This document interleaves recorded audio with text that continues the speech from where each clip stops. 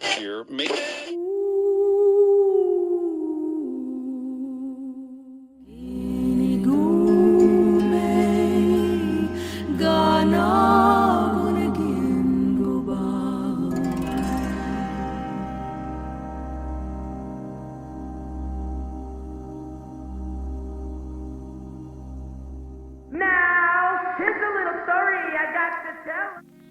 Welcome back to the show. This is now episode 40, the Big 40. And a happy new year to everybody. It is now 2025. And this is Giants Amongst Us, where we share in the unique human experience and where you're going to hear real stories that are told by real people just like yourself. I hope this finds you in good spirits. I hope you guys are doing well. And if not, well, maybe, just maybe after listening to this episode, a little bit of light, a little bit of sunlight might shine upon you and to help you out with whatever it is you're going through. And if this is your first time coming across the podcast, kick your feet up. Please do stay a while. If you like what you hear, after this episode, after you're done listening to this, you can go back to the archives and listen to past stories and past guests talk about their own way that they were able to transcend struggles, challenges, setbacks, and create something better for themselves. There's a giant within all of us. The human spirit is truly resilient. And the hope is that these stories, these examples, all of these testimonies will wake you up to the fact that you're capable of great things. You're no different because your life has meaning, it has value, and it's up to us as an individual to wake up to that fact, to wake up and realize that we are the creators and the architects of our experience and of our story.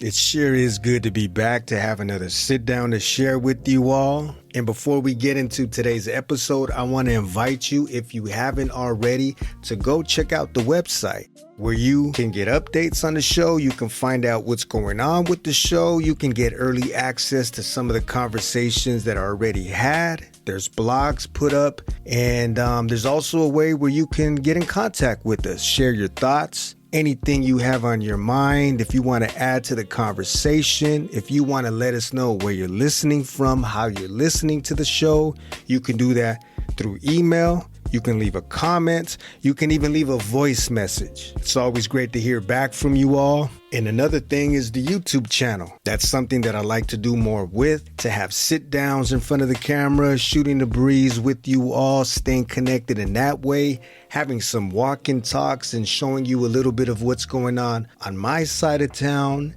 And I thought that would be a good way to stay connected and for you to add to the conversation if you like, so you can find us on YouTube. And with all of that out of the way, let's get into today's episode, shall we? This is going to be the first time for Giants Amongst Us. The first time that we had the opportunity and the privilege for a three-way conversation. So it's only right, doing something new, that we bring in the new year with that. Two creative spirits, Gwendolyn Jazmin, a poet, and Alisha Rose, the painter and illustrator. Both of them, they collaborated. They've been friends for quite some time. They have a wonderful bond, and they collaborated and created something that was beautiful, something that was meaningful, and something that was exploring human nature in all of its shapes and forms. The book is now available. It's called The Canvas of Life, and it's a collection of poetry and art. They both took time out of their busy schedule to join us, and they have a story to tell. I thought, I need to do something that's therapeutic. I need to do something that really helps my wellness. And so I started to write poetry, and I had asked Alisha to come on board and to just paint, just out of curiosity. I just found for this, I want to portray emotion, and I always found that for me, I loved acrylic the most because I felt the most connected to it, and I had the best time with color with it. So ladies and gentlemen, without further ado, this is Gwendolyn Jazmin and Alisha Rose with their story. Ladies and gentlemen, welcome back to the show.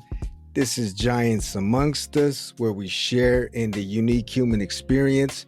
And I'm pleased to have another sit down and to be able to share another conversation. This is the first time that I'm having a three-way conversation, so there's a first time for everything. I'd like to introduce two guests. We had a nice breaking the ice conversation beforehand, and it's about time that we go ahead and allow these two young women to share a bit of their heart and some of the projects that they have been involved with. So I'd like to introduce Gwen and Alisha to the show. Thank you so much for taking time out of your day. You could have been anywhere. You could have been doing anything, but we're here having a sit down. So thank you. How is it going? Well, thank you, Richard. Thank you for having us. We're so excited to be here to talk about our book. It's a collaborative effort between the two of us. We're really good friends, and we've created a book of poetry and art. It's called The Canvas of Life, a collection of poetry and art. It was published this year. So we're just excited to get out there and talk to people about it, talk about the journey of us creating this together. I'm the author, the poet behind the book, and Alisha is the artist, the illustrator. And we started this project back in 2020 when we were all in a bit of a lockdown situation. Our worlds were quite different. I was behind a screen. I found myself behind a screen for the first time teaching. I've been teaching for over 10 years, and I'd always been a face-to-face instructor. And all of a sudden, I found myself teaching online, being very stressed and frustrated with technology and just frustrated with the way things were. It was really hard for teachers and students at the time. And I thought, I need to do something that's therapeutic. I need to do something that really helps my wellness. And so I started to write poetry, and I had asked Alisha to come on board and to just paint, just out of curiosity, for fun. I thought it would be quite interesting to see if we could tell a story with a painting and a poem and see if we could harmoniously put that together. And she was excited because she's super creative. She's a talented artist. She's self-taught, but incredibly talented. And I asked her if she would be willing to collaborate, and it just went from there. It was a lot of fun. That's pretty cool. Okay, I'm sorry. So it is Alisha, not Alisha. I'm sorry for the mispronunciation. Oh no, it's okay. I don't correct people anymore, actually. It's funny. We were on a podcast, and we just giggle all the time because we corrected the lady a few times, and she just couldn't can't get it right. And it's fun. Alisha. You know, it's funny. I always thought people would get my name incorrectly, but she could say Gwendolyn, no problem. Potato, potato, tomato, tomato. Yeah, it is Alisha.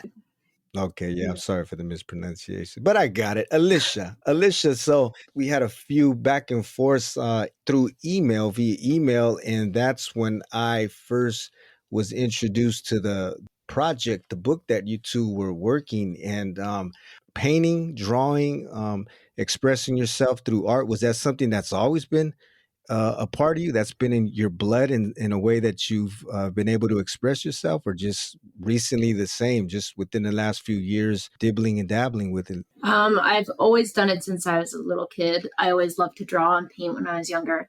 And as I started getting older, I also started doing other forms of just creativity. I like to do house projects, any kind of DIY furniture building. It's just really fun for me to tackle something new and create something from nothing. And yeah, I've always been a big fan of any form of creativity, really. But I've always really gone back to painting. I've tried every kind of painting. I have watercolor, oil, everything. But I just found for this, I want to portray emotion. And I always found that for me, I loved acrylic the most because I felt the most connected to it. And I had the best time with color with it. So I thought it was perfect for the emotion in this book. Yeah, like Alisha is like an incredible, I think she's being a bit humble. She can build anything. She can renovate your kitchen. She can put up like Wow. tiling, woodwork, flooring, Is that framing. right? Like she could be on one of those construction shows, create her own if she wanted to. Yes, I've done it all. Plumbing, electrical, house, siding, everything. And it's all self-taught. Where did you pick all that up at? Just watching? You were around people that knew how to do it, or you just it was like So just trial and error. I'm doing it myself and learning as I go. with the smaller things, it was trial and error. When it came to like electrical and plumbing, I was like, best to have a professional show me first before I decide Oh to dabble yeah. with electricity. Um, but yeah, Zzz. for the most part, I just kind of watch, learn, and get ideas and just kind of build off onto my own thing. Like I learned how to build basic stairs a long time ago. And then recently I That's decided I'm going to impressive. try a little something different and made this grand staircase that just expands out and has a wine rack attached to the whole side of the wall and the staircase, and just add on to the creativity of basic stairs, just something different. And, yeah, it's been really fun. Yeah. That's awesome. My goodness. So now you understand why I wanted her on board. Exactly. Yeah, iron sharpens iron. That's a good team right Yeah. there. The dynamic duo. Yeah. Yeah. And really, we wanted to do something different. We wanted to bring poetry together with art and make it more understandable for people, tell a story that evokes emotion through the words and the visuals. We thought that would be a really great, harmonious way to do it. We hadn't seen it done previously. We did a little bit of research. We've seen some books of poetry with some doodles or some drawings, but not vivid paintings with the poem. So I thought, like, I'm a visual learner. I love painting as well. In college, my favorite course was art history. Love paintings. And so I just thought, the painting with the words can speak so much louder and tell a story so much deeper.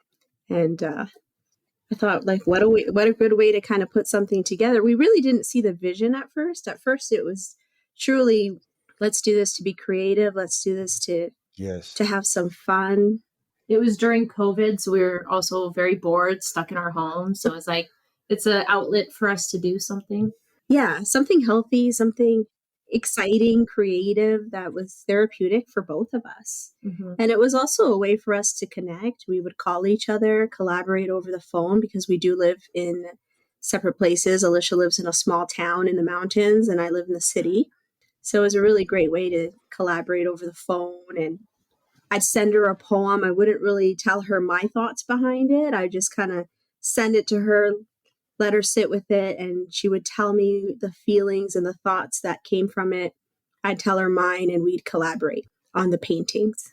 It's great to hear that you both explored in that way. When COVID was happening and everybody was shut down and in their homes, there were many people that they didn't make it out alive, in the sense that they went to the drink, they went to the drugs, they did a lot of things that were destructive, but that you two were able to use that time and find ways that you can express yourself, or you can just turn it inward and start to reflect on your imagination, or just use your imagination and get creative. And this turned out to where you're able to tell a story, paint a story, and use the best of both worlds to put it in a package and present it to the world.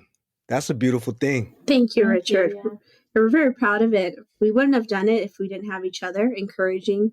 Like, if Alisha didn't push me and I didn't push Alisha, we wouldn't be here. So it's this wonderful relationship where you kind of do need someone sometimes to give you a little bit of a push, be your cheerleader, champion your talents. And we also had our friends and family rally behind us. Like, they pushed us as well to do this, and they were so proud of us. And I just want to say thank you to all of our friends and family who supported us and really were our biggest cheerleaders in this. At the beginning, it was for us, but we now do it for everybody. We want everybody to share in this. Maybe there's some healing in it. Maybe there is empathy, a deeper understanding, reflection. our goal is that it resonates with people in a positive way. Yeah. From the stories or the topics and subject matter, was that all having to do with personal experiences, or did you gather experiences also from the people around you, or just being an observer of life? How did you come about with the topics and the subjects and everything that's covered in the book and touched on? When I first started writing the poetry, it was personal. The poem that you like, Belief, is probably one of the first poems I wrote. Okay. Very personal poem. It was a reflection of my own spirituality.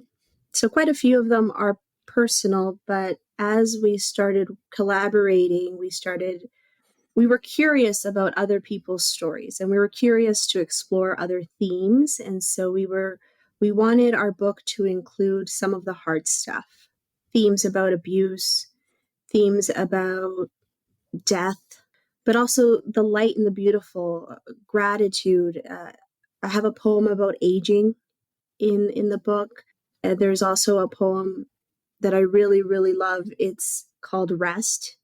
It's about, I wrote it for children, a mother speaking to their children.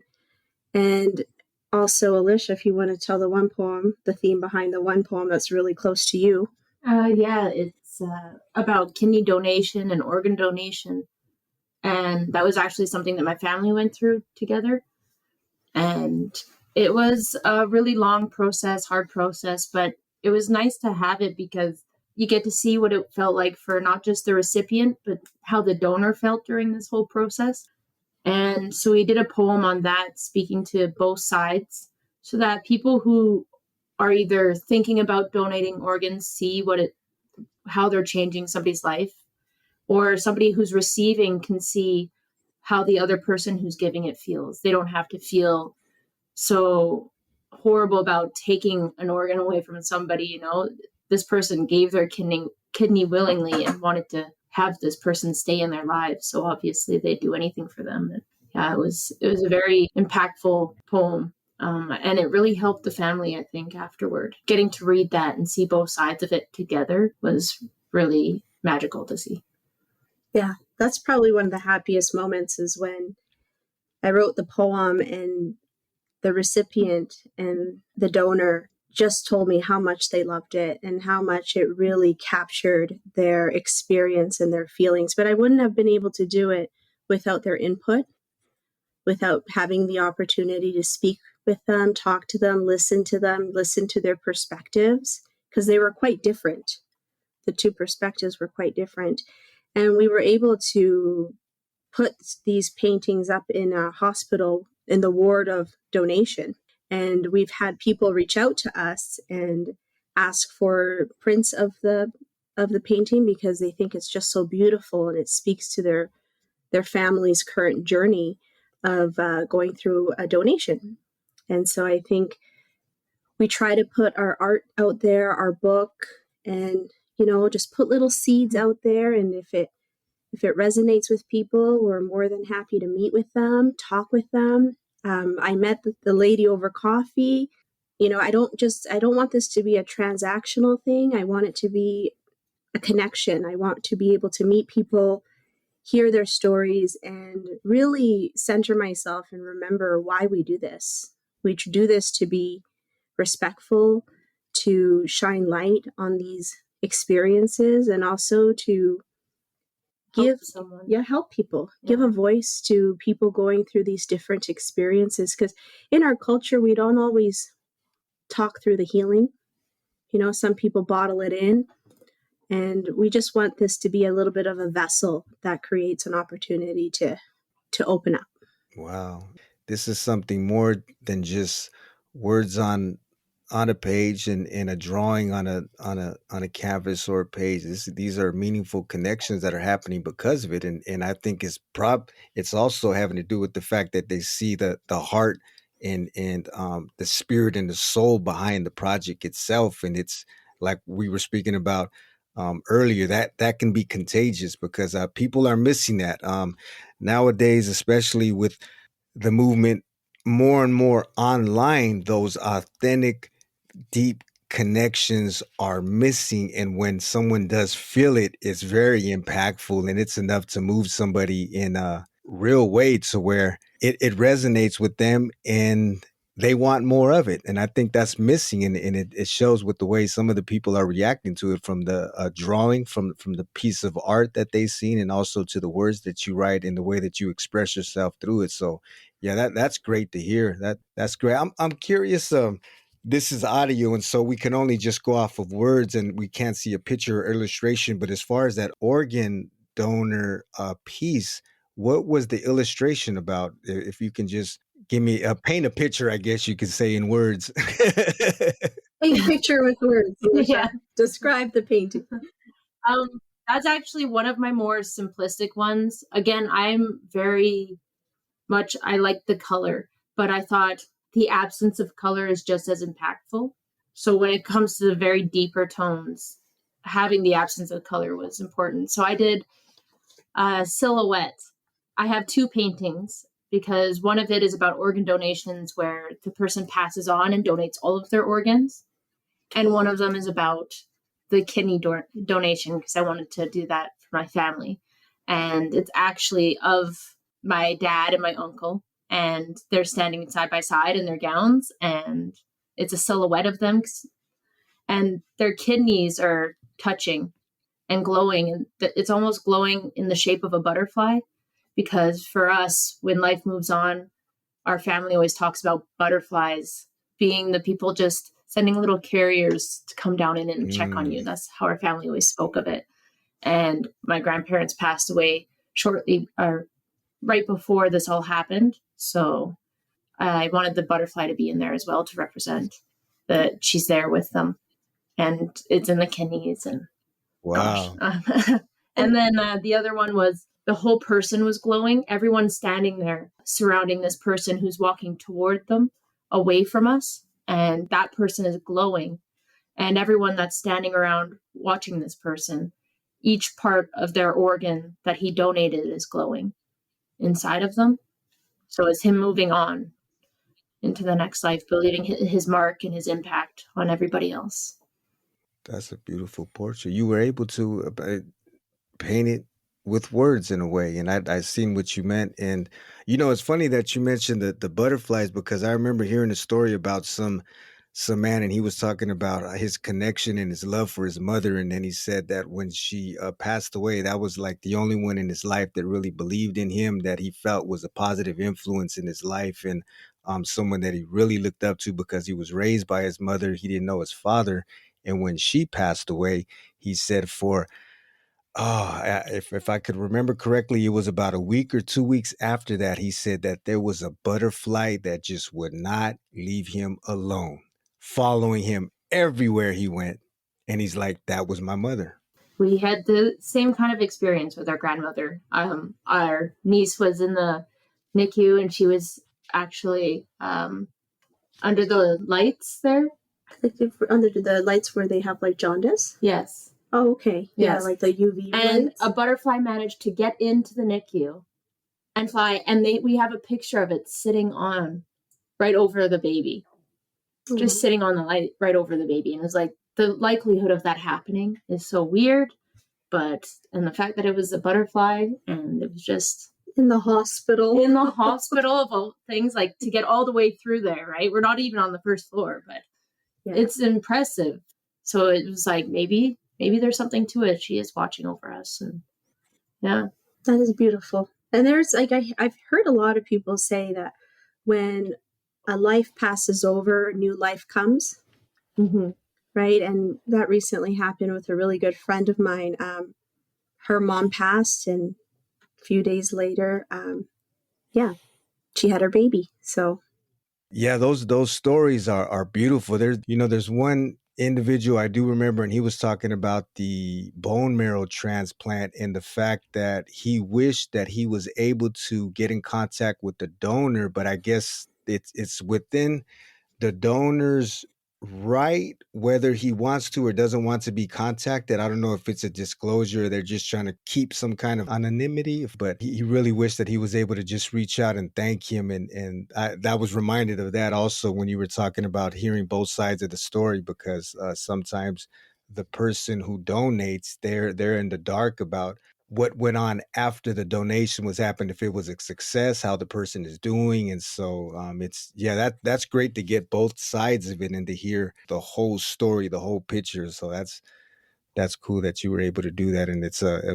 sounds like it was impactful for the fact that people looked at the image and the drawing and the painting, and they were moved and touched by that. Mm-hmm. Yes, it was a very beautiful story, and it's an experience that not everybody has, but it's a life-changing experience that some people do have, Right. and maybe it'll help them get through it and see the other side a little bit as well, or even convince somebody to donate, Yeah. that would be amazing too. But yeah, it's nice to get that story out there and share it with the world.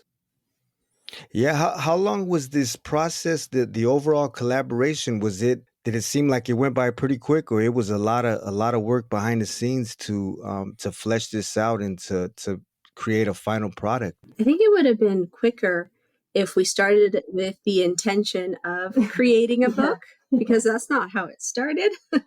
And I'm grateful that it didn't start that way, actually. I'm grateful that we were able to pursue this without any pressure, and it was very organic, and we had no idea that we would be publishing it. Mm-hmm. Because it allowed us to dig deep, be vulnerable, and really have no limit. Yes, because you don't think anyone's going to see it. It's just something you're working on, so you're very vulnerable in it. And then now that you're showing people, I think you would have hid it a little bit, like, oh, okay, I can't tell people this was me.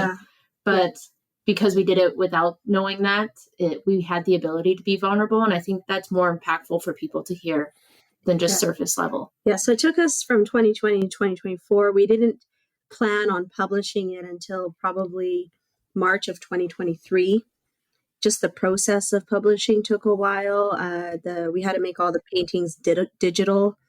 And then coming up with a name, that was probably one of our biggest struggles, is what are we going to call this book? Process of elimination. Yeah, the cover of the book was also a challenge for us. And then we just grounded ourselves and came back to what we know. And we wanted this book to feel like home, our hearts. And so we put the painting of the mountains and the lake. And it's a picture of the lake and the mountains where we both grew up. So it is a sense of home for us. Alisha still lives there. She's very fortunate to be surrounded by the Rocky Mountains. And the name, she painted on canvas. It felt like a tapestry, a canvas of stories. And it was stories about life. And so we went with the canvas of life, a collection of poetry and art. Just to make it understandable, we gave it that subtitle. But yeah, we swirled with that piece for longer than we should have. Because Alisha and I, both being very creative people, we're also very flighty in our thinking process. I'd say scatterbrained a little bit. Yeah. I couldn't settle down on one thing, Yeah. I guess that's what you get when you get two creative people together. There's a lot of energy. Yeah, but it did take about 4 years. But again, it may have been quicker if we knew where we were going with it, but I wouldn't have changed it. It really helped me, I believe, put out some of my best poetry without any limits. And Gwen, you said, did you, if I remember correctly, you started writing poetry 2020, or you've always had a fascination and you've always had a love for poetry? Yeah, I started writing the poetry for the book in 2020. I've always dabbled in poetry, though. I have a very distinct memory of being in grade 8, and I wrote a poem called Shattered, and it was about the experience of migrants from Kosovo. And I wrote the poem, and I remember my teacher telling me, this is really well written, and there's so much heart into this. And I remember also a girl who was like the biggest bully of the school. She came up to me and she's like, I love this. And I thought, like, I was a very unpopular kid, and this kid she really loved it. And I just thought to myself, like, that's really neat that it resonates with people. And so I just kept writing after that, and I'd write in my journal. And some of the poems are, quite immature, right? You're just Mm-hmm. like 14, 15 years of age, right? Some of them about all the crushes that we had back in the day with all the boy bands and stuff. But but I definitely found a sense of peace. Well, you actually put Shattered into the book. I did. I Oh, did rewrote you? it. Okay, Yeah. revised. Yes, Rewrote it. yeah. I called the poem Mosaic. Mm-hmm. It's a tribute to migrant women that come to Canada and their stories and their experiences and how they do feel broken and shattered, but they're a mosaic and all of their pieces matter. And I wanted to write this poem because I'm an educator, I'm an adult educator of many immigrants and refugees to Canada. And I have had the privilege, and it's a joy to get to meet these women that have these incredible stories of resiliency and hardship and of courage. And it just, when you hear the stories, your mind is blown. You just cannot believe how resilient the human spirit can be. And so I wrote this poem, Mosaic, for those women. It really is the best of both worlds when you're talking about poetry, the written word, the power of word, and then symbols and images. It from images and symbols, I mean, you see one symbol and automatically, what do they say, a picture is worth 1,000 words, and just the way that we're influenced by these symbols and these images from advertisements. You have a Nike or Adidas or whatever it is, and just seeing it, and some people are driven to want to pursue whatever they need to pursue so they can make the money that they need to make in order that they could purchase this thing because of this symbol and this image and what it brings to them or means to them. And on the other hand, to be able to use it in another sense to where it's moving, it's bringing some type of reflection into your life, or making you turn inward and think about something that's meaningful to you, or an experience that you had. And also with the power of word, how it can impact someone, how it could build somebody up, but at the same time, how it's able to tear somebody down.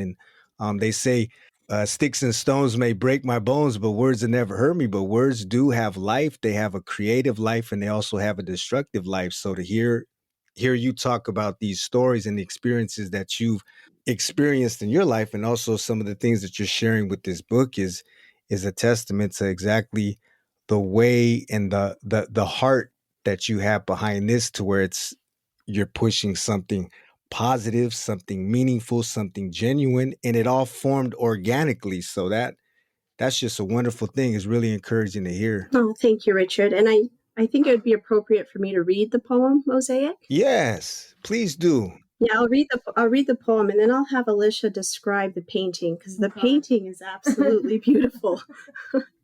Okay, Mosaic. I'm not whole, I'm torn, painfully scattered into a million pieces, confetti of shatter.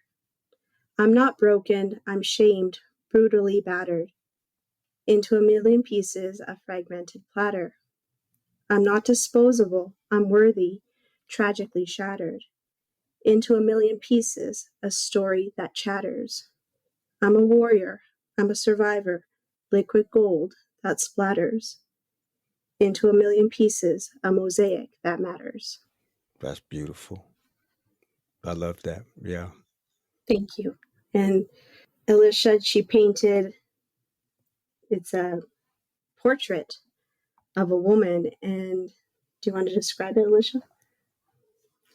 Yeah, I can try.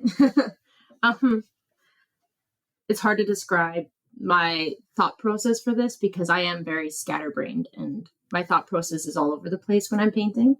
But for this one, I thought there's a Japanese tradition where if something breaks, you use gold to repair it. And you can see the gold cracks throughout it, and it actually builds it stronger. So when porcelain falls and breaks, it's stronger when it's repaired with gold. And it's also now worth more money as well. It's richer. And so I put this woman, and she has cracks through her skin, but they're golden. So it was something that was trying to break her, but the light inside her is so pure, so golden, so strong.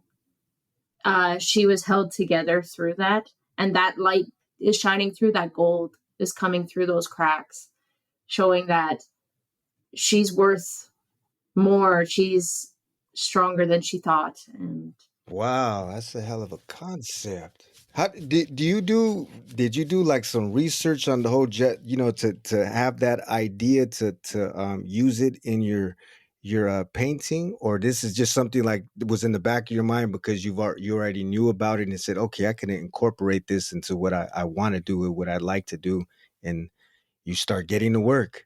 I did a little bit of research on the gold, using gold for porcelain or repairing things, because I wanted to make sure that I showed exactly what it was about. So why they do it is because it's stronger. It gives it more worth.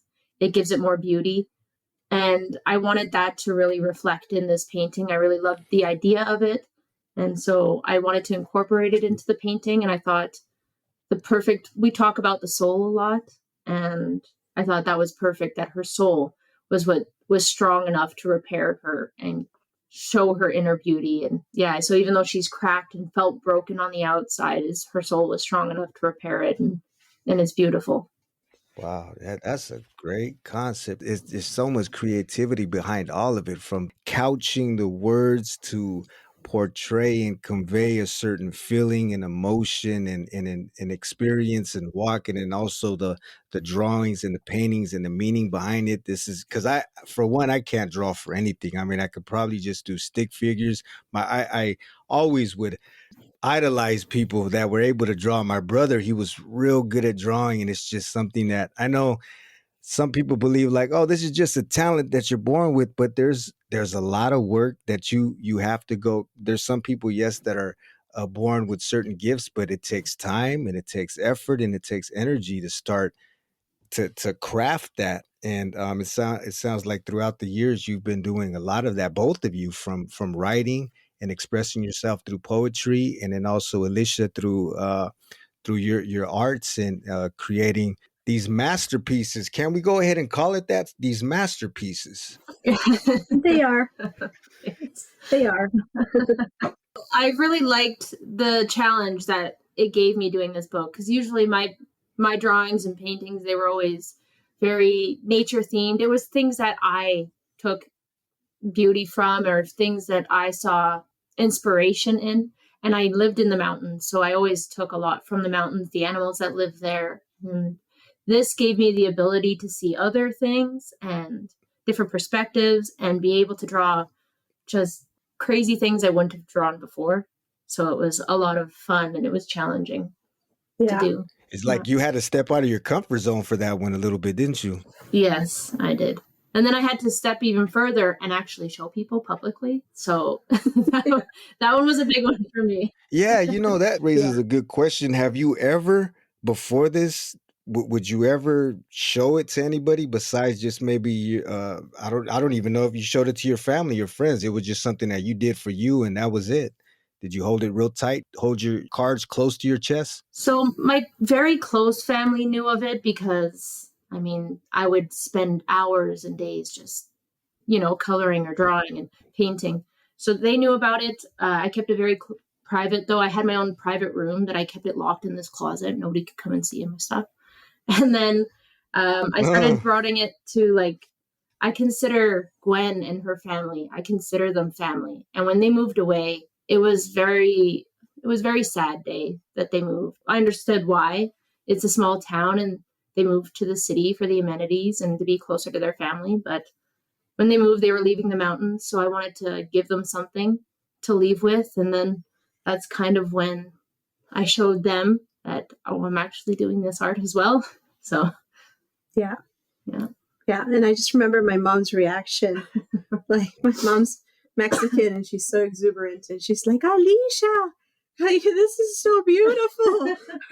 And so everybody around her was just, encouraging her to keep doing it, because it's so beautiful, and she's so humble about it. There's this humility behind her work, and I really appreciate that, because in our collaboration process, we're open to each other's ideas. We hold space for each other's thoughts, and we always approach it in a very positive way. If we're ever having conflict, it's usually just internal conflict. Yeah. And then the other person talks you down out of it. Yeah. So when Alicia's swirling in her painting process and not really sure of what to do, I try to encourage her. And when I was getting the writer's block or the uncertainty of, am I giving this experience justice, she would always encourage me. So truly grateful to have a partner in creation, because makes it so much easier. And showing people easier as well. When you have somebody there with you, it's not as nerve-wracking going out by yourself and going, hey, look what I did. Especially like I live in a small town, so everybody knows everybody. So when they all found out, it was quite intimidating because they all know me and none of them knew that about me. So they knew I like to be creative, but Oh, wow. Okay, so this is very personal for you yes, then. it is. So it's also being well, that's really what it is too, right? When you're sharing, whether it's writing, whether it's drawing, making music, whatever it is, something that is very personal to you, that's being vulnerable when you're sharing a piece of your heart, even coming on a podcast and talking about some of your journey in the creative processes and some of the things that worked and didn't work, whether or not we're strangers and in the distance. I mean, to share that with people, that opens yourself up and leaves a lot of vulnerability out there, and that takes courage and guts. And I guess, like you said, you both had each other to kind of warm up to the idea and make it a bit easier in the long run. But the fact that you were able to do it that's commending in itself. Thank you. Yeah, it was quite the journey. And it is still quite the journey that we're going through right now. It's turned into a really good journey. We got so many great stories from people, and we're still speaking with people, getting more stories.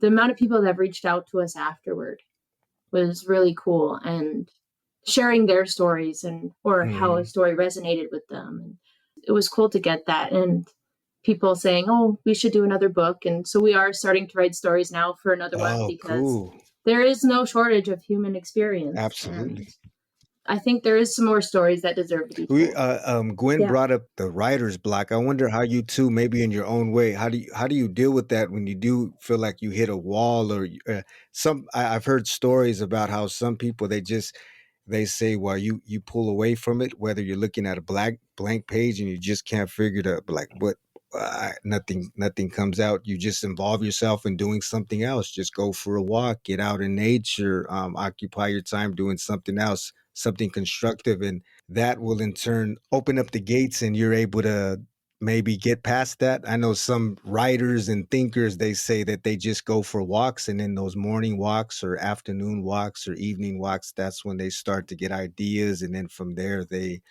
run with it. I don't know how it works for you two, or if you could talk a bit about how you push past or just deal with when the creativity is at a standstill. Do you force it, or do you go about it in a certain way? Yeah, I find that if I force it, it gets worse. Right. I find that when I try to force, I get frustrated, and then the poetry and the lines that I'm writing, I become more unhappier with what I'm creating. So I put it away. I put it aside. I let it go. And sometimes I've let it go for like a couple weeks. Just let it go. Come back to it with fresh eyes, fresh perspective. And I 100% agree that those ideas, those tidbits, those little moments of glimmer, ideas come to you when you least expect them. Like when you're washing dishes, you're like, oh,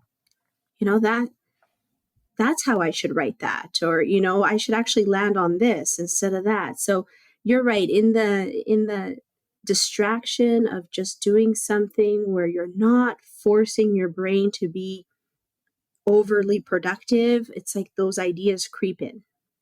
On the walk, washing the dishes, Or when you're talking to someone. I like to bounce ideas off people. Like I'll talk to Gwen and go, I'm just stuck. I don't know what to say. Don't know how I'm going to paint this. And we'll bounce ideas back and forth between each other. And then it'll just be like one word or one little, just something to trigger your mind. And you're like, oh, wait, I can work with that. And then it can be very random too. Like, asking for help.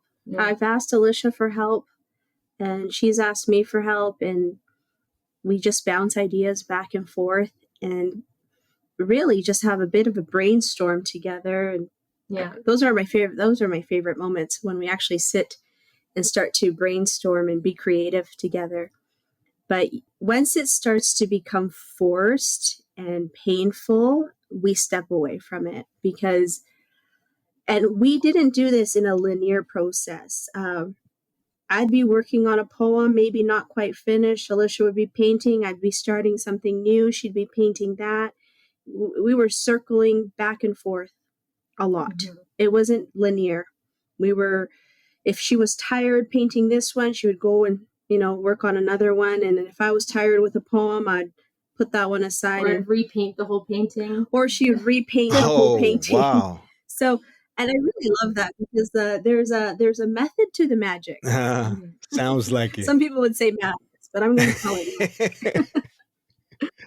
I like that. You put a different twist on it. I can agree. Yeah, but you can't force things. Anything in life that is forced always has pushback.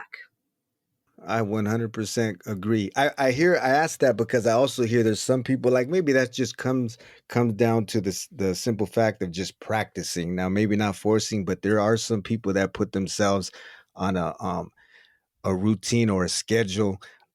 Like I have to write a certain amount of lines every day, no matter whether it's good or not, but it's just the fact of me practicing and doing it. And the same with people drawing, or the same with people singing, or whatever it is that they're doing, and they have a craft that they love and they involve themselves with, hobbies, building something that they like to put their practice in and put the hours in. You hear some people say 5,000 hours and you become a master at whatever it is. But I think there is some truth to the fact that if you're putting more time and energy into something, of course you're going to get better at it. But again, that fine line with pushing and forcing something, it comes off. People can see that, and you can feel it yourself. And I think overall it's probably something that you wouldn't be proud of or satisfied with if you did it that way.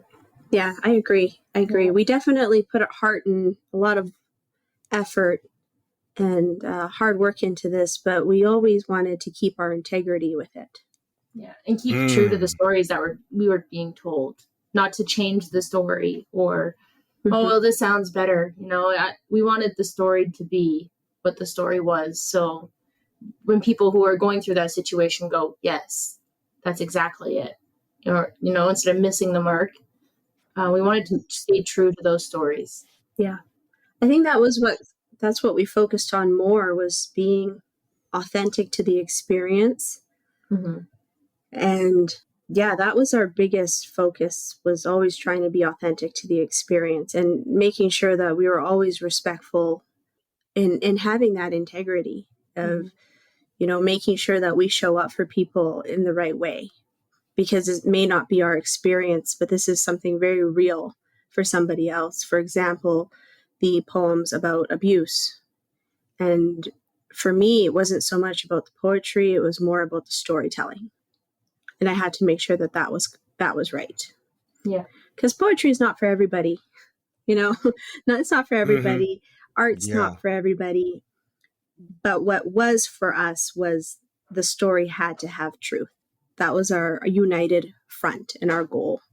And I'm very fortunate that I have a friend who lives her life with integrity, and I do as well. So we never strayed from that. And as we move forward, because we want to continue writing and painting and create another book, we're going to swirl in the title again, I'm sure. Yeah. That will always be the drive behind us, is to make sure that we're telling authentically and with integrity. That's encouraging and refreshing to hear. Please do. I'm sure you will, but please do, because the world needs more of that. God knows how many times that I come across, and I'm not knocking anybody or what they do, but the fact that, especially with everybody searching for some type of notoriety or to get a certain amount of likes or subscribers. I was joking about it. Yeah, there's going to be there's a million listeners, but just the fact that people are willing to do things, do anything, to say anything, and to act in any way just to get publicity and just to get hooks on their social media feed, or just to get more people to pay attention to what they're doing, or to get more revenue in return, but not to be authentic to themselves or what's true to them. And so it's good to hear that there are still some people out there that are willing to stand by their morals, stand by their integrity, and have that direct them. And that's just very encouraging to hear. And yes, the world definitely needs more of that, because that's also one of the reasons that I enjoy doing the podcast is because these are the type of people and the interactions that I love to connect with, is because I share those same values. So when you find people that are in line with that, it's great. And I think that's an awesome feat to have. And yeah, just keep to your guns and keep doing that. That's a great thing to hear. Oh, thank you so much, Richard, for your encouragement and for holding space for us and giving us the opportunity to really talk about what's near and dear to our heart. And have you had any? No, I was going to ask you, we talked about like the organic build towards this, that it wasn't at first thought of as we're going to do this book or anything, but all of the good that came from it and of it. And I'm curious, along the way, did any of you had any doubts about the project, or did you have a change of heart, or any stumbling blocks or things in the way that almost detoured you from completing this? No, because we didn't know it was going to be a book at the beginning. And once we decided it was going to be a book, we were going to go through with it. These are stories that need to be told. We were very passionate right from the get-go of starting the book. And we wanted this out no matter what it took us to do to get it out. We saw these stories, we were told these stories, and we wanted to do it justice and make them real and bring it into the world. Almost like a sense of responsibility. Yes. Mm-hmm. Yes. If people are willing to open up to us, we got to follow through. Yeah. Right? So, yeah, we definitely felt that sense of responsibility and that sense of pride also to be able to follow through for the people that we love and who have shared these stories with us, to honor them and to give their story a voice. Mm-hmm. The biggest hurdle, I think, for us was just going through the publishing process. There's a lot of tidbits in that process. But between Alisha and I, we're very collaborative. We have a lot of experience working on a team. So we were able to get through that together. And yeah, it was just kind of getting through just the logistical stuff, like the size of the book, the texture of the front cover, the title, the tell me about the author piece on the back, about the illustrator, right? Those are things that were hard for us because Alisha and I are very good at sharing experience, but when it brings it back to us, we freeze. Tell me about yourself. I'm like, I don't know myself as a person. I'm like, oh, okay, let me tell you about myself. I think a lot of us are like that. One of the hardest questions to answer. Somebody else, right? Tell me about me. I prep my students for that question for interviews all the time. We talk about that question at length for interviews. It has many different angles. You can answer it in many different ways. But I wrote in the tell me about yourself. I've been a teacher for many, many years. That's what I am. My purpose is living through the giving, a life of service. I always show up for my students. And as an educator, I felt that I needed to share my students' stories in this book. I needed to share my friends and family's experiences in this book, my experiences, because we're all worthy of our stories. And we're also greater than our experiences. If you've had some hard experiences, you are greater than those, and you can overcome them. And the healing for a lot of people is through connection. connecting with people through storytelling. I'm a narrative teacher. I tend to tell a lot of stories in my classroom. My students tell their stories in my classroom, and my goal is always to build community, build a sense of community. And I hope this book, in these little circles, builds community. We are the author of our own story, and we can always rewrite our story. We don't have to continue to follow that same path. And sometimes there's people around us or people that we've come across throughout life, and they tell us who we are, and they tell us what we're good at, what we're not good at, and we can start believing that. And those are programs that we can rewrite, rewire, and turn over a new leaf and start creating new experiences in a totally, completely new reality by changing just the attitude and the beliefs that are going on within that real estate, the psychological real estate upstairs, to just change that, and that start in turn changes your behavior, your habits and lifestyle and overall reality. So yeah, we can rewrite our story and push the greener pastures, I guess, to be cliche about it. Yeah, absolutely. Yeah. Absolutely. And one story isn't like the end of the chapter nor the end of the book. And heck, your life can be a series of books, right? Mm-hmm. But how has the response been for everybody that have been involved in the book, like as far as some stories that you've told or personal experiences that you've shared from people around you? Have they read the poems and looked at the artwork, and if so, how has their reaction been towards it? Very positive. I mean, some of them cried seeing that because it was a very emotional thing for them, and to see it written out like that. And that's worth more than gold in itself, right? To get the reactions that are heartfelt. Yes, yeah. It was a very emotional time showing them. Actually, it was the whole night was just talking about it and being emotional together, and they've all been very supportive since. It's been really nice. And how long has it been available? Because now, like, if you can talk about where people can find it at, and how many poems exactly and illustrations are in this book of yours? It's been available for just this year. We just published it this year, toward the beginning, but it took us a while to get it figured out how to even send it to ourselves. But we did it toward the beginning of the year, and we have 22 poems and 16 paintings, because some of the paintings have multiple poems with them, to show two sides of a story. Okay, cool. But yeah, and we have it available on Amazon. In Canada, there's the Indigo website, Indigo bookstore websites, and Friesen Press is the publisher that we went through, and they have it available on their website as well. But probably Amazon for everyone else is the easiest. Unless you're from Canada, Indigo might be a better option. Yeah. Or Friesen Press. Or Friesen Press. Yeah. We sent you an email with the details, Richard, so if you could share, that'd be wonderful. Yeah. Okay, cool. Yeah, and check it out. And when you do look at it, please let us know, like, some of the other poems and which ones resonated with you. Because so far our feedback hasn't been consistent. Everyone's been, well, this poem spoke to me, and this painting, and this, and they've all been different from the other ones. So yeah, it's nice to see which ones speak to which people.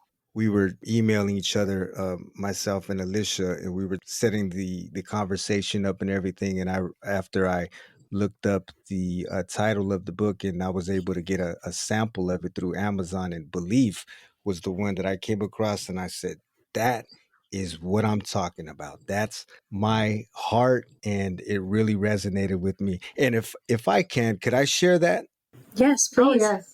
So this one is by Gwen, and this is Belief, and this was available on the samples. So after I seen that, and I was able to read I believe it had 2 or 3 poems, but this was one that really, really struck a chord with me.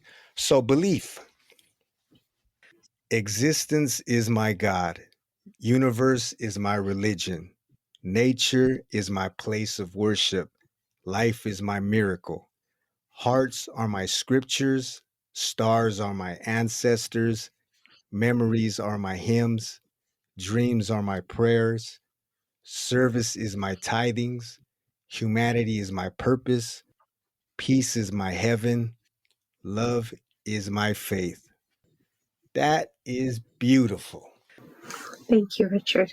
When I read that, everything about it, it's just it's pretty much wrapping up the whole human experience and its entirety, from nature, life, the heart and service of giving, of being of service, all of that wrapped up into, like you were saying, some people maybe that fall under a certain religious category, they may take offense to it, but I don't see how they can. This is really about the human experience and expressing oneself through life and living. And so I thought that was very well put. And every line is just yes, amen, amen, amen. Amen. Amen. Yes. And every line was thoughtfully written and really true to my heart. That is a personal poem. Richard, I resonate and believe every line that I wrote, and that's why I called it Belief. And the book starts with that spirituality. It starts with belief. It goes into the next poem, which is called Her. It's about Mother Earth, creation. And then it just continues with that exploration of spirituality. And then it kind of takes you on a ride, takes you on a little highs and lows, because life is all about ebb and flow, right? And so it starts with that spirituality, and then it ends with the ending of life. And it kind of brings you back from full circle. I wanted this book to have intention and have a flow. And I wanted it to be also a book with intention and simplicity. I know sometimes you can find a lot of poetry with a lot of tidbit, like small poems, and they're quite numerous. There's many, many poems. And I wanted this to have substance, but I wanted the substance to really be about quality and flow. I wanted you to find I wanted it to be a journey, and a journey that you really find yourself understanding and connecting each poem to the next poem, and you're not getting lost, because it's not just an isolated poem. They kind of build. And it was a tricky decision, because we thought, should we make this book longer? And we thought, no, I think we're done. Mm-hmm. When we knew we were done, we knew we were done. And we knew that the next book would have a different flow to it. And we're going to really be thoughtful about how we do that one. Yeah. Mm-hmm. But it was... there was a lot of thought put behind that. Yeah, I really think that sometimes less is more. Yeah, and so that's why we kept it to the 22 poems and the 16 paintings, and really try to make the book a good size so that you could really get a great visual of the paintings, and allow yourself, and even just having it like on your coffee table. I know a lot of people that have spoken to me, they just love putting it up on their shelf because they feel like the book itself is a work of art. So thank you to everybody who's done that for me. Yeah. And Alisha, putting it up on their bookshelves and like just showing it off as a piece of art. Yeah. Did it compromise your paintings at all, Alisha? Because you said these were huge canvases. I think you said some of them were 5 feet. Yes.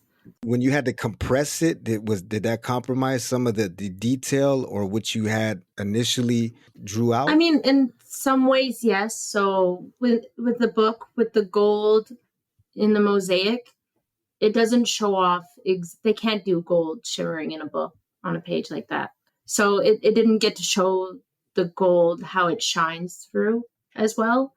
And some of it I used layering. So I intentionally, with that one as well, I have the gold shining through underneath. So it's actually like a layer underneath it. But when you see it, it's one-dimensional on paper. So there's things like that. But I think for the most part, they did a really good job with the coloring for it. And it came out very true to what I painted, because I wanted the colors to stay very true, because I used those colors for a reason. It was very intentional. So I wanted them to stay that way. Yeah, we're actually trying to get Alisha's paintings in art galleries. Oh, right on. Yeah, so just to show the actual painting. Art pieces, because they're all different sizes. The original piece. Yeah, the original piece. and doing a few prints as well. 5-foot canvases. Yes. How long would that take you? It could take a few hours. It could take a few days. But when I start painting, I don't stop. I have a bad problem of putting it down and going to bed. I will stay up. Oh, so you get in the Yes, zone. I get right in the zone and I stay there all night. And so it could take me a few days, but I will spend the days on that painting. Yeah, it just depended on how I felt with it, the passion, or if I restarted it. I did that a few times. I'd be almost done and paint over it.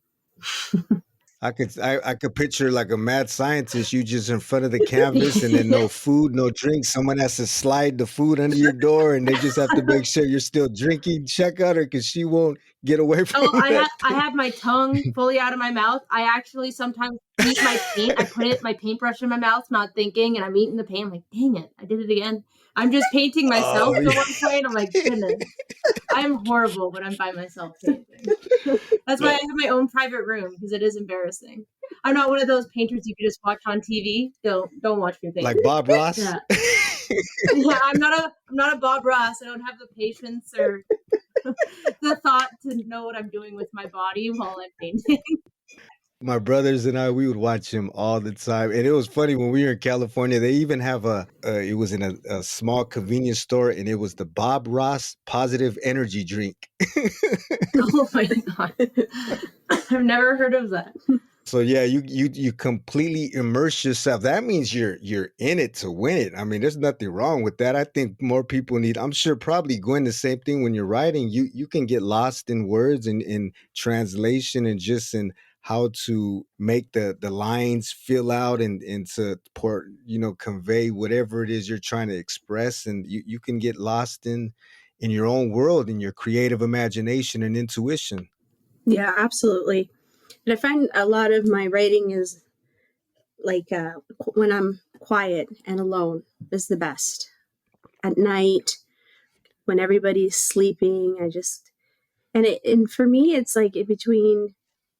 Sometimes I'll start on my phone, but sometimes I go back to that pen and paper, that visceral feeling of feeling it come through my body and the pen. I grew up in that generation of doing things on paper. And so for me, I truly believe that the way that our brains developed before we were in front of computers, we would do our thinking with our head down, right? Mm-hmm. Head down and pen to the paper.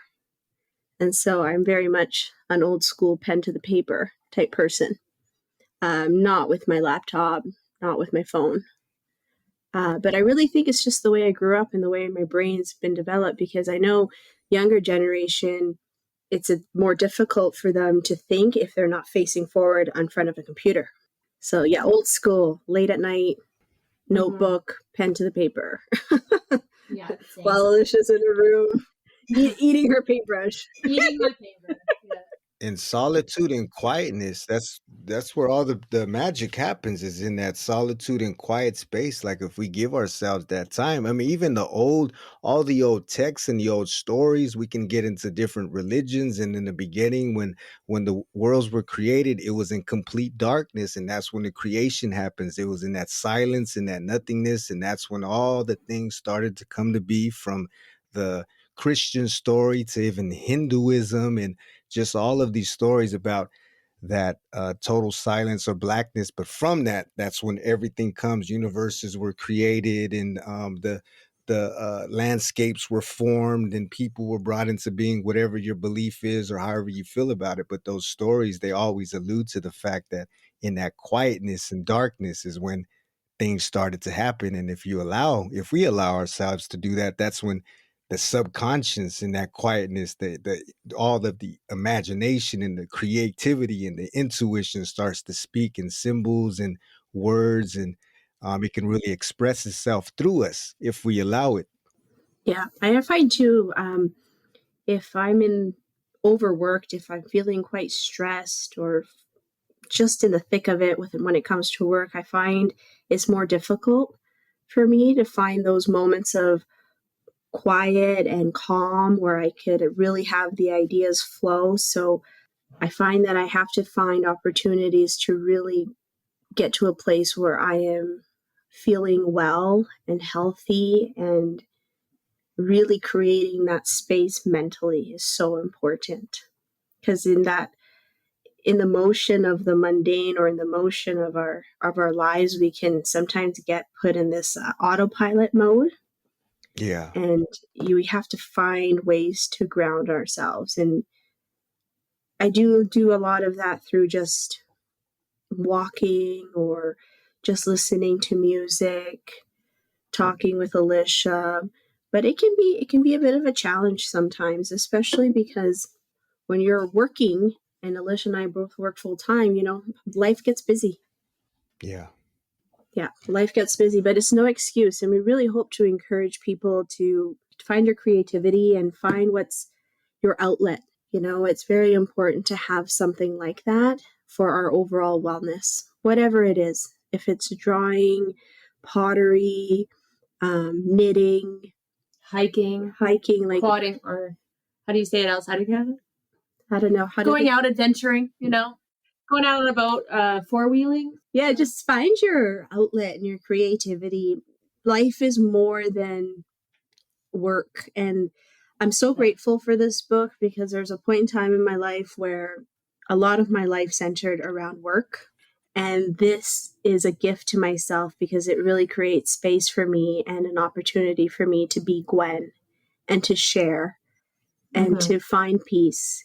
And so that in itself is the best thing, and the biggest gift for me was just to find that for myself, because I am a selfless person. I do a lot for others, and it was a wonderful opportunity. I'm so proud of myself to finally say, this is for Gwen, and this is for you, Alisha, and we're going to keep doing it. That's a good way to bring the balance, like you talked about before we were recording, that balance, like that middle ground. You have work, you have family, or whatever your situation is. A lot of times we're pulled in so many different directions, but to get back to something, to ground yourself to something that you find enjoyment in, that brings you a sense of purpose, brings you a peace of mind. It helps you get back in touch with yourself and who you are, and to be able to also fit that into the equation, to have that outlet and to have that in your life, something, whatever it is. That's a good way to balance out the way that life can sometimes be a bit chaotic and on the go. Absolutely. Yeah. And I commend you, Richard, for being that story facilitator. Yes. You have found your outlet, and I'm sure it's had such a positive impact in your life. I can tell you really enjoy doing this. Yeah. Yeah, thank you for saying that, Gwen. I appreciate it. And it is. And that's why it spoke to me when you brought it up about work, being busy, working full time, and then having this book. And the book was a good way for you to ground yourself and to get back into something to where I'm back to who I am. I'm getting back to the root of it all. I'm getting back to the source, to my essence. And so it was a way to help you and to help both of you get back to that in the midst of just living and having to deal with the obligations and the responsibilities that we have. And it's the same thing with me with doing this work and everything. And even if sometimes work, whatever you're doing, if people are making ends meet and sometimes they aren't in a position to say, yeah, I love my job, I love doing what I'm doing, but maybe you're working, you're making a paycheck, and you're able to provide the necessities and the securities in your life, but maybe you're not 100% in love or enthused about what you're doing. But if you can balance that off with, like, say, for instance, the project that you involved yourself with, the things that you're doing, or myself with this podcast, and this is something that's meaningful to me, whether I get a paycheck from it or not, but just the connections, the interactions, and to be able to share these experiences with other people, for me, that brings joy, that brings meaning, that lights me up, that excites me, and that motivates me. And so to have that balance, even if you may not be 100% enthusiastic or excited about what it is you're doing. Yes, absolutely. And we have to have that balance. And we're not always balanced, but it just reminds me of Einstein's quote, life is like a bicycle. To keep yourself balanced, you just have to keep moving forward, right? forward in the passions you have, move forward in the things that make you happy, because life can get sometimes a little bit rough in the mundane of work. And I'm very lucky. I do love my work, but it still takes a lot of me to show up every day for my students. So I need to fill my cup to be able to pour into other people's cup. Yeah. Yeah, exactly. That's right. And by doing that, your cup will continue to overflow That's right. Yeah. as you're being of service to other people. But if you hold it in and you just keep it to yourself, then eventually it's gonna pour out dry, and there's not gonna be any more refills because you're not doing anything with it. Yeah. You can both answer it in your own way, but Alisha and Gwen, what is, or whoever wants to answer first, because you both are creative spirits, and so how important is art to you, or what does it mean to you? It's hard to define it and explain it because art brings out emotion. Yeah, it brings out emotion. So for me, it helps if you're going through a hard time. It helps, and I don't just mean painting. Anything, music. You listen to a song when you're struggling, and the song hits you, and you listen to it over and over. Movies is an art, right? You watch that to relax. At the end of the day, you're in a hospital. They even use color in hospitals to help keep patients more calm, and art as well to help them see the beauty, because you're in a hospital room. It's nice to see something other than that. It takes your mind other places. It helps your mind to think and process. I think art is very important and very influential, and people don't realize how influenced their life is by art. And it can help you get through something tough. It can help you see a different perspective. It can be very happy and exciting, and there's so much to it. So that's how I see art. It's all over. It's everywhere you look. There's art in everything. Yeah, and I've always saw it as a medium for storytelling. Like I was said this before, my favorite courses in college, and I also took them in university, were art history, learning about the art during the Renaissance, and learning about the stories and the history that's told behind a lot of the artwork, and also the stories of the artists themselves behind the artwork. And I always found the art so fascinating when my teacher would tell us the story behind it, whether it was the historical context and even the artists themselves. Just the stories were so fascinating. And I always find that, for me, it tells a story, and I hope that we can continue to create things that have meaning behind it. Mm-hmm.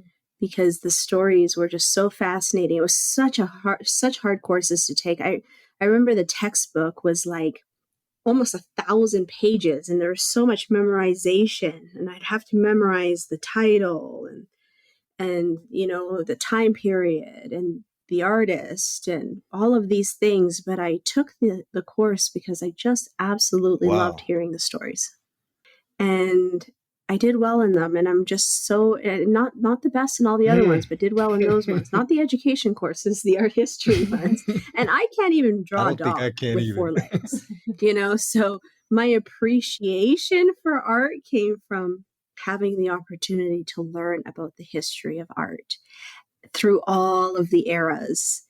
And I find it so fascinating. And the storytelling behind it is so fascinating. And I hope as we move forward with contemporary art, we keep doing that. We keep telling You have those any stories. favorite authors or poets, Gwen? There's a Canadian poet. Her name is Najwa Zebian.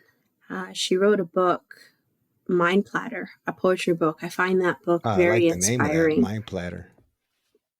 Yeah, it's a beautiful book, and she's got many others. And I find it, another one, The Nectar of Pain, beautiful. Her writing is phenomenal. Okay. She's also an educator. So shout out to Najwa, fellow Canadian. I was asked this the other day about my favorite book, and I had said that my favorite book is Night by Elie Wiesel. And I read that book when I was very young, and it just has always stuck with me. It's like less than 100 pages. It's Elie Wiesel's story about surviving the Holocaust as a young man. And again, very short story, but incredibly impactful with a message to the world that rattles me. It makes me think about the message, and I always go back and reread it because I think it's a beautiful, powerful book. And I remember thinking that after reading that book, that storytelling can change the world. Mm-hmm. I really felt that. Like telling your truth and sharing your truth can really change the world. And he did win a Nobel Peace Prize for that. So yeah, I love the narrative artists. I do. The people that tell the stories. Alisha, you have any favorite painters or illustrators or anyone besides Bob Ross that was truly inspiring for you? Hey, don't discredit Bob That was Ross. the He was man. still. I'm a fan to this day. Yeah, he was obviously my original inspiration because watching Bob Ross and just getting to sit there and paint. I mean, I could say so many famous painters. There's so many artists out there who are incredible. But to be honest with you, one that actually inspired me the most was actually my mother. She's not actively an artist. She doesn't usually do it, but she's done a few things. And when she does them, it's so amazing. And just to see how creative she is. And I think I get my creativity from her, definitely. When I was little, that's what inspired me to try it. I was like, well, she could do that. And it's really cool. Like she painted a dragon on the wall. Like that's really amazing. I could paint something. So I thought seeing that from her, it inspired me as a kid. And ever since then, it's just been a really big passion of mine, something I love doing. And I'd like to credit that to her. That just brings back the fact that how you said you were inspired by that and said it. She did it. I can do that also. And the same thing with hearing stories of like we're talking about narrating and storytelling and to hear stories from people that have been through something or done something. And for whatever reason before that, you thought that that was completely out of your reach. But then you hear it from somebody else, maybe someone who's just like you, an ordinary person, you know, dealing with life as they are, and you say they did it. Why can't I? And you start seeing the potential within yourself. Yeah. And I had a small community, so there was a few seniors in my town that also kind of showed me different ways to paint. And when I was really little, because it was a really fun experience for me. I think I was the only kid in that entire group. It was a group full of The like protege. 60s and 70s. They were very much older, and I was the only kid like, yeah, teach me. I want to know how to do this. Yeah. So yeah, they were also very inspiring because they were painting their whole lives, and they showed me so much as a little kid, and I've taken that into adulthood. Like I've never forgot some of the stuff that they showed me, and it was fun. It was a Wow, good that's pretty experience. cool that it stuck with you. That means that it was a part of you and it was in you. If it wasn't going anywhere, whether you try to shake it or not. I don't know if you had your times when you kind of got away from it. You know, there are some times when we stop doing something that we love and then we pick it back up like an old fling, and it's like as if we never left. And oh yeah, this is what I've been missing. But yeah, it sounds like it was always a part of you. Yeah, I noticed too when I was a lifeguard for a while there and I taught lessons and stuff, and you don't know what kids take with them. You really don't. Like I took that with me into adulthood, and then there's some kids, which is embarrassing for me to say this now, are adults that I taught lessons to. But they came to me and they're like, oh, I remember when you used to talk to us when we were younger and you really helped me with this one thing. And I was like, I don't remember that conversation. But it stood out so much for them. And it's something they always kept with them and always remembered. And they're like, I never forgot it. I'm like, and it's something that was just an passing moment to me. I didn't even think about, but it had an impact on them. So it's like what you say, you never know what you say or what you do, how it's going to impact people. So it's always good to share that positivity and bring that out because you never know how it could positively impact somebody's life.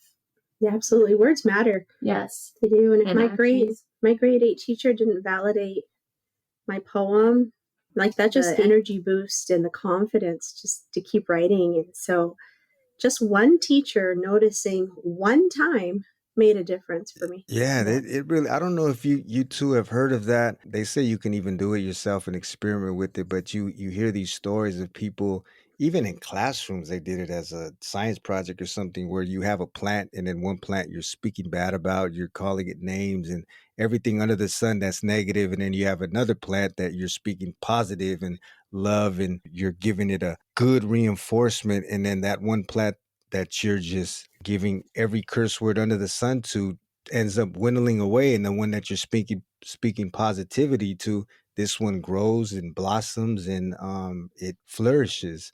I don't know if you heard of people experimenting with that and talking stories about their own classrooms doing this as science projects and things. I've never done it myself, but I think that there's some truth to that. Yeah, there is. I mean, we know that as a fact just from growing up. You can be in a household, and if you come under the household of the mother or father, and they're speaking down on you and telling you about everything that you can't do and what you are and what you aren't, and you're going to grow up and you're going to wear that baggage with you, and you're going to have doubts in yourself. You're going to have a limiting belief about a lot of things that you can do, and it takes a lot of time and undoing to change your self-esteem and your self-worth. So there really is a lot of truth when it comes to the power of words and how impactful they can be to someone. Yeah, and that's why this book, we hope that the words stir something in you, create some connection with yourself, with other people, because at the end of the day, we're here to try to make connections. We're here also to build community. And for us, I 100% agree with you, Richard. Our words matter, our actions matter. And through this experience, I've learned it to be so true. You know, the words we've shared have mattered with people, and we just hope to continue to do it in the future, because that's what we plan to do. We're going to do our next book, and hopefully when we finish it, we'll reach out again and we can share the new one with you. Yes. Oh yes, I'd love it, and I'm really looking forward to reading the rest of these poems and then looking at all of your paintings, Alisha. This sounds like a wonderful project, and what I've already read, I was digging all the way, because I said this resonates with me all the way, and then hearing the process behind it, all of the intricate details that you were fleshing out and brainstorming, and the heart, the spirit, and the soul behind it, that makes it all the more better. And yeah, I'm sure people, well, you already know from the responses from those that have touched it, seen it, read it, that this is something that is meaningful and it hit home for them. So that the proof is in the pudding. It Proof really is is. in the pudding. The proof is in the pudding. And I'm glad that we were able to have this. Like I said, this is the first time that I had a conversation, a three-way conversation, but it was great that you were both able to take time out of the day, like we said earlier, just so we could have this conversation. You're both busy in your own lives, and just to separate a little bit of time so we can have a conversation and you could talk about something that's meaningful to you and something that is very dear to you and a piece of your heart, and share it with others. And yeah, thank you so much for your time. Yeah, as we get ready to wind down, you have any final words or anything that you would like to leave off with? Yes, please check it out. And if anyone resonates with this or has any story they would like to share, please feel free to contact us, because we're all about building the community. We want people to see that there's other people out there going through things as well. And if you have a story to share with us, we would love to speak with you and talk about it and build this community a little bit bigger. Yeah, I think it's good to be open. So I agree, Alisha. I'll leave it with that. Yeah. And I just want to leave people with a happy new year. I challenge everybody to find something for themselves in the new year that is meaningful and fills your cup, and something that's really about you and brings you back to finding and celebrating your authentic self. So my best wishes to everybody in 2025. And also, Happy New Year to you, Richard. All the best in Yes, 2025. Happy New Year. Yes, Happy New Year, Happy Holidays. Thank you so much, Alisha, Gwen. Yes, I happy appreciate holidays. both of your time, and I commend you again for doing what you're doing. Keep that good spirit behind it, that good integrity behind it, and I'm sure that it's going to be impactful for everybody that sits in front of it, looks at it, touches it, sees it, and experiences it for themselves. Because this is really, really what the world needs more of. So thank you so much for doing the good work. Keep up the great, great work. Thank you so much. Thank you, Richard. Pleasure to talk to you.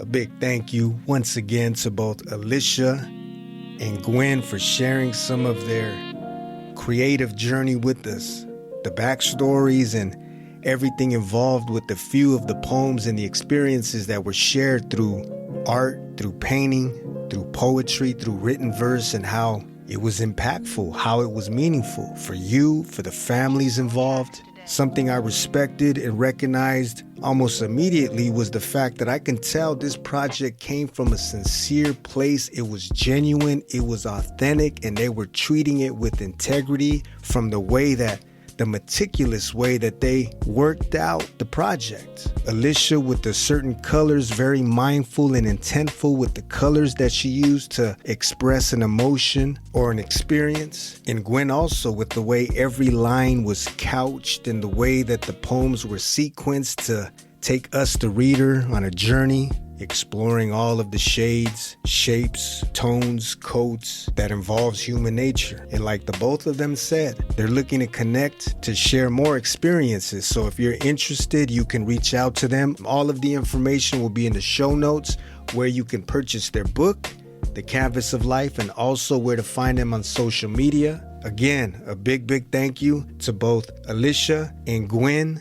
Stay true to yourself, keep doing a good deed, stand on integrity and on your moral code. All the best to you and your endeavors.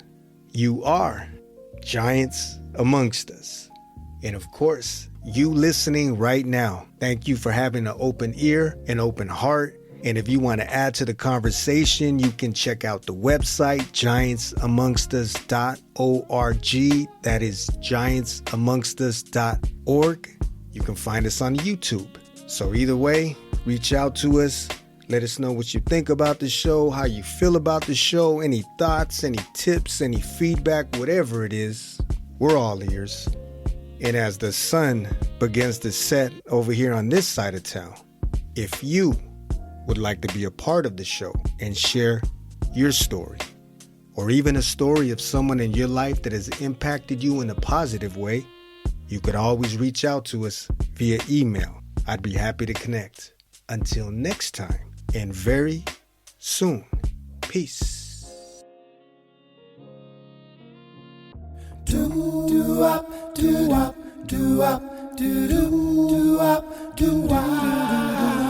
looking for a sign to know I'm on the right road. Ain't seen no sign since January.